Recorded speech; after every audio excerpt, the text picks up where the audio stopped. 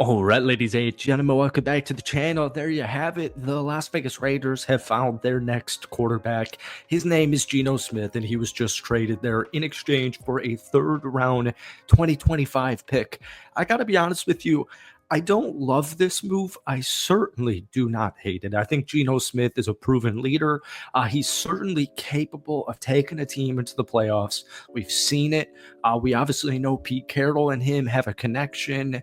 And I just like that there's finally going to be actually some stability here. And I know we've kind of said this with Josh McDaniels and Jimmy Garoppolo 2 seasons ago, but it's completely different. Geno Smith, keeps leading this Seahawks team to 10-7 records. And I just really do like that.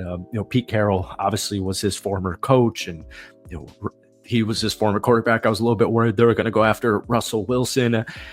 Geno is 34. He'll be 35 by the time this upcoming season begins. I think it's sometime in October. Geno's not a guy who's going to lose you too many football games, and he is really good in crunch time. Last year was phenomenal, game-winning drives, but it is a little bit confusing in the sense of a 2025 third-round pick. We have the NFL draft in like 6 weeks from the time of this recording, and Las Vegas has the number 6 overall draft pick. I think Geno is a bridge type of proven QB, and I think that's why he was brought into Las Vegas. My main question is, because of that third-round pick, are they going for like a Jackson Dart in the second round? Are they going for more of a Jalen Milroe, Will Howard type of guy in the 4th round, something like that?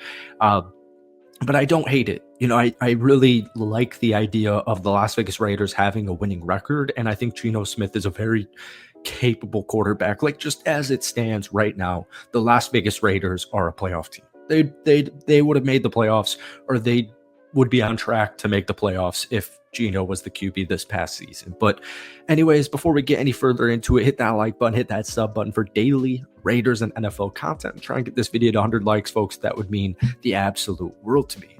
So, Geno has had a really interesting NFL career, and he started only 5 games from 2015 to 2021.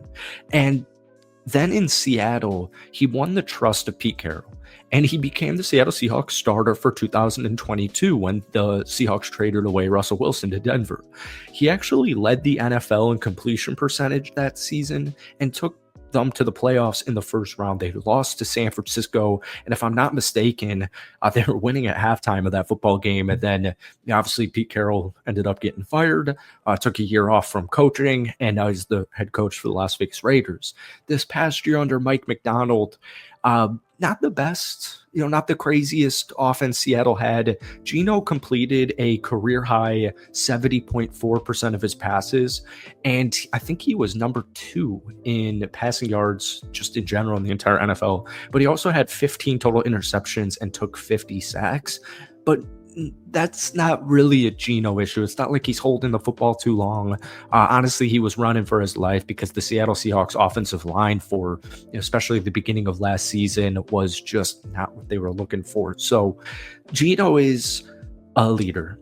And even though he only started a couple of games from 2015 to 2021, in the last few seasons, he's been a proven winner. And Ryan Grubb was the offensive coordinator for Seattle last season, and it's kind of complicated because like Mike Macdonald got hired, and last year there were like 9 coaches hired. He was the 8th because he came over from the Baltimore Ravens, and so he didn't really have a good pick of his coordinators.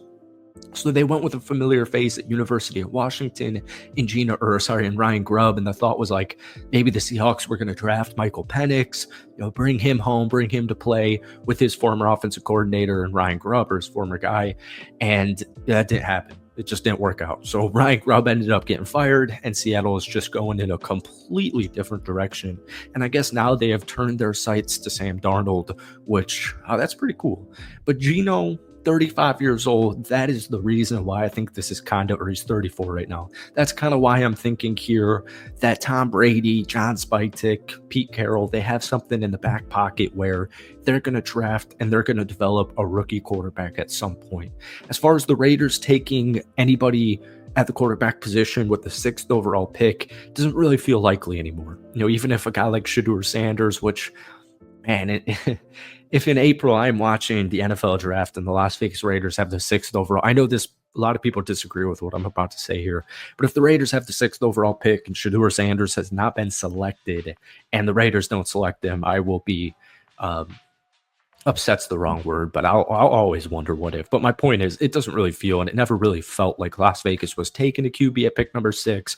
But I would definitely say Geno going now kind of eliminates that. I guess Atlanta did something similar last season and took Penix at 8, but I don't think they're going to take a first-round QB because at the end of the day, and I know I said this a couple of minutes ago, the Las Vegas Raiders with a coherent, capable QB last season, because Minshew Mania was not it.